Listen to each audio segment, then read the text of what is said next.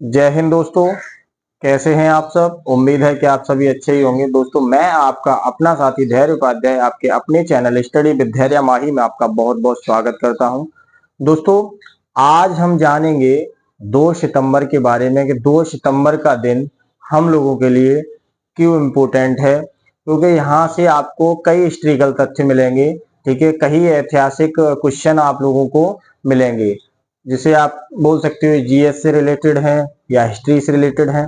ठीक है, और ये आपके लिए बहुत ही इंपॉर्टेंट क्वेश्चन उपयोगी साबित होंगे। ठीक है, तो चलिए अब हम बात करते हैं कि 2 सितंबर के दिन क्या क्या हुआ था, क्या क्या घटनाएं घटित हुई थी या क्या क्या चीजों का निर्माण हुआ था। ठीक है, या ये क्यों जरूरी है या इस दिन किसका जन्म हुआ था, उन सब पर हम बात करेंगे। ठीक है, ज्यादा क्वेश्चन नहीं है, क्वेश्चन आपके 5-6 ही मतलब पॉइंट है। ठीक है, तो चलिए स्टार्ट करते हैं बिना समय गवाए। देखिए एक सेकंड।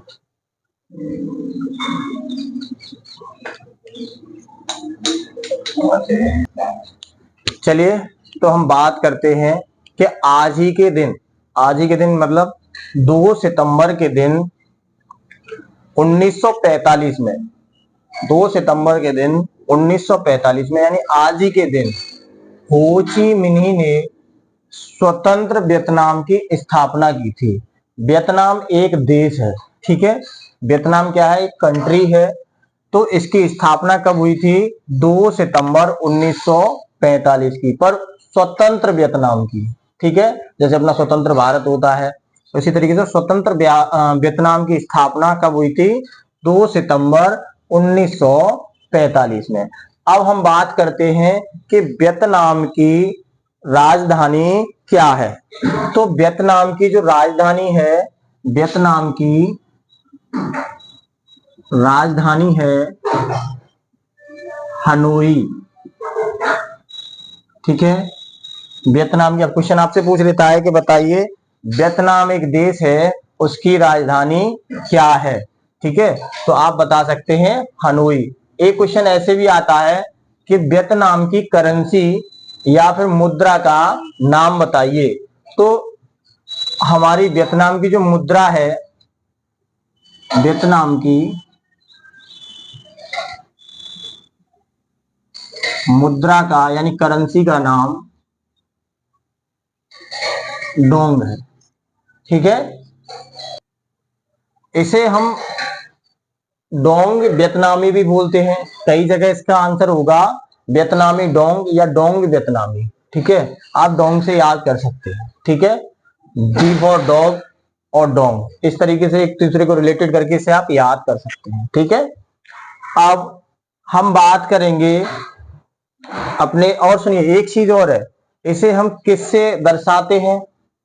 स्मॉल में किस तरीके से डी होता है, नीचे डैश होता है, प्लस का निशान लगा होता है, या ऐसे या फिर आपका सॉरी VND से। ठीक है, समझ में आया। चलिए अब आगे स्टार्ट करते हैं। ये क्वेश्चन अपना इंडिया से, इससे देखिए अब आप कहेंगे कि ये क्या है, ये क्या है, तो इससे डोंग जैसे मैंने बताया था तो डोंग भी बोल सकते हैं, और VND का मतलब होता है वियतनामी डोंग। ठीक है, चलिए अब हमारा 1946 यानी आज ही के दिन 2 सितंबर 1946 में क्या हुआ था। ठीक है, 2 सितंबर 1946 को क्या हुआ था? तो संविधान सभा ने, यानी जो अपने भारत का जो संविधान है, तो संविधान सभा ने भारत की अंतरिम सरकार का निर्माण किया था। आज ही के दिन क्या हुआ था? जो अंतरिम सरकार थी उसका निर्माण हुआ था। अब यहां से आपने देखा होगा कि कॉन्स्टिट्यूशन का जहां निर्माण हुआ था उसमें बैठकों के बारे में बताया गया है, बैठकों के बारे में पढ़ाया गया। आपने पढ़ा भी होगा और नहीं पढ़ा होगा तो इसके बारे में हम पॉलिटी में जानेंगे, बट एक दो डेटे हैं मैं उनको बता देता हूं। ठीक है, अब मान लीजिए आज ही के दिन 1946 में जो हमारी प्रथम बैठक, संविधान की प्रथम बैठक हुई थी 1946 में, तो वो कब हुई थी? तो उसे हम बोल सकते हैं 9 दिसंबर, यानी इसे हम 9 दिसंबर में पढ़ेंगे। ठीक है, जब हम 9 दिसंबर को इसी जैसे आज के दिन पर डेली हम चर्चा करते हैं ना, तो 9 दिसंबर वाला जब हम ये हमारा दिन आएगा उसके बारे में हम जानेंगे। ठीक है, तो मैंने बता दी है कि जो हमारी प्रथम बैठक थी संविधान सभा की, प्रथम बैठक 9 दिसंबर 1946 को हुई थी। जो हमारी दूसरी हुई थी, इसमें एक चीज और बात है कि 9 दिसंबर को हमारी प्रथम बैठक जो हुई थी, इसमें क्या हुआ था, जो हमारे डॉक्टर सच्चिदानंद सिन्हा थे इन्हें अस्थायी अध्यक्ष के रूप में चुना गया था। ठीक है, क्योंकि एक वरिष्ठतम नेता थे। ठीक है, चलिए अब हम बात करते हैं कि दूसरी बैठक हमारे 2 दिन के अंतराल में हुई थी। जब हम 9 दिसंबर में 2 दिन को इंक्लूड करेंगे तो 11 होगा।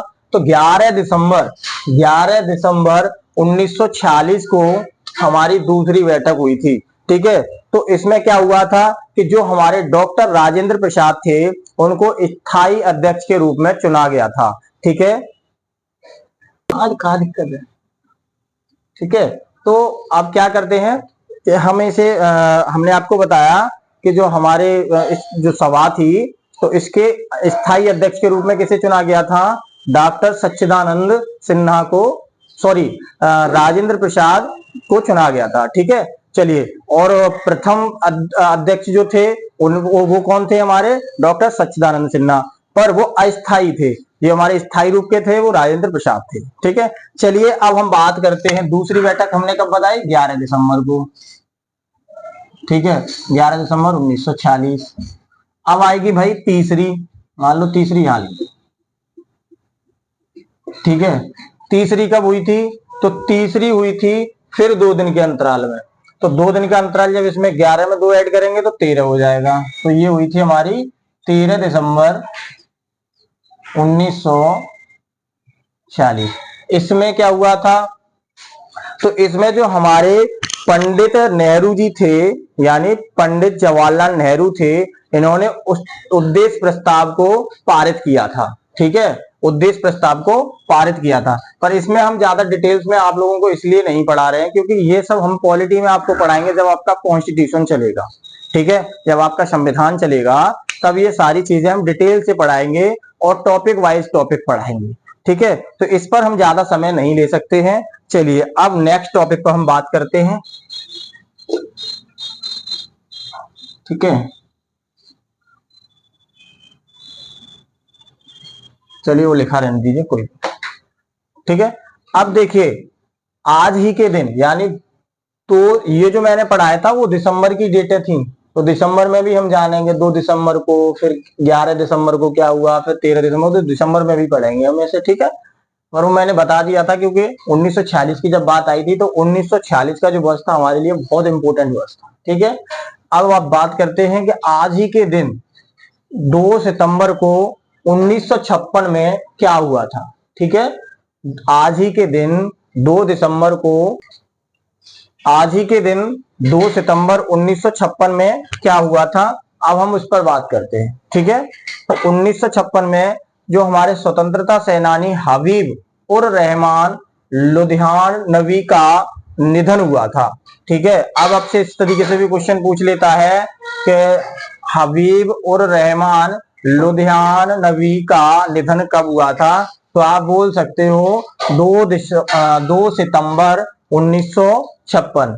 दिसंबर हमारा बहुत इंपोर्टेंट वर्ड है ना दोस्तों, इसलिए मेरा नाम मेरे पर 2 दिसंबर हो रहा है। 2 दिसंबर नहीं, यहाँ 2 सितंबर, इसे याद रखना। ठीक है, मेरे मुंह से गलत निकल गया, आप गलत मत याद कर लेना। ठीक है, अब देखिए फिर उसके बाद हम बात करते हैं कि आज ही के दिन 2 सितंबर 1969 में क्या हुआ था। ठीक है, यानी 2 दिसंबर यानी 2 दिसंबर 1969 में क्या हुआ था, तो आज ही के दिन अमेरिका की पहली एटीएम न्यूयॉर्क के रॉकविले सेंटर में केमिकल बैंक ने शुरू की थी। ठीक है, पहली जो एटीएम थी वो किसने शुरू की थी, न्यूयॉर्क के रॉकविले सेंटर में केमिकल बैंक ने शुरू की थी। ठीक है, एटीएम ने बैंकिंग उद्योग में क्रांति ला दी। ठीक है, एटीएम जो था वो बैंकिंग उद्योग, आपने देखा कि एकदम से फिर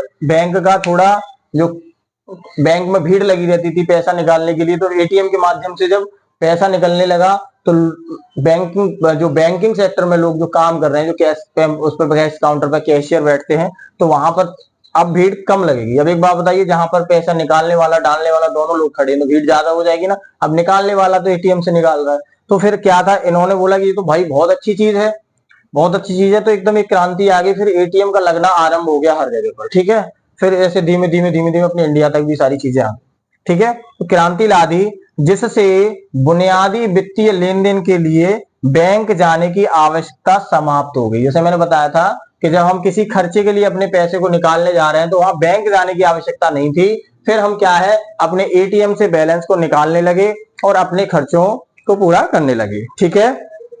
चलिए अब हम बात करते हैं कि आज ही के दिन यानी 2 सितंबर 1971 यानी 2 दिसंबर 1971 में क्या हुआ था, ठीक है। तो इस आज ही के दिन आज ही के दिन भारतीय अभिनेता पवन कल्याण का जन्म हुआ था। यानी पवन कल्याण का जन्म कब हुआ था, तो 2 सितंबर 1971 में। अब एक चीज मैं आपको यहां बताना भूल गया कि एटीएम की फुल फॉर्म क्या होती है, ठीक है। इसे आप याद करना, ये 2008 या 9 के यूपी पुलिस के पेपर में आया था ये क्वेश्चन, ठीक है। तो आप इसे देख लेना कि एटीएम का पूरा नाम क्या होता है। तो इसे आप बोल सकते हो ऑटोमेटिक